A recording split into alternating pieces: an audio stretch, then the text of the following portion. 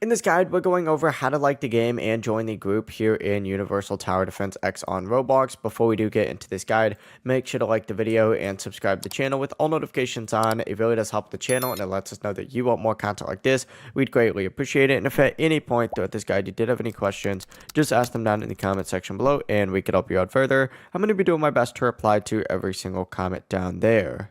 Now, first things first, you do need to back out of Universal Tower Defense X. So select this little Roblox logo up in the top left, then hit leave and hit leave one more time. Once you leave the game, what you need to do is go to the game page. So select the game and just don't hit play. And to like the game, you just have to select like, just like so.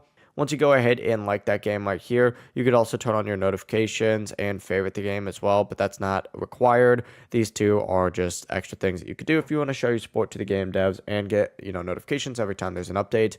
But then scroll down, and to join the group, you need to find this developer tab right here. Select Universal Tower Defense or UTD, the developer name, and then hit join community. And as soon as you go ahead and do that, you'll join the group. It really is as simple as that. If you guys had any questions, just ask them down in the comment section below and we can help you out further. I'm going to be doing my best to reply to every single comment down there.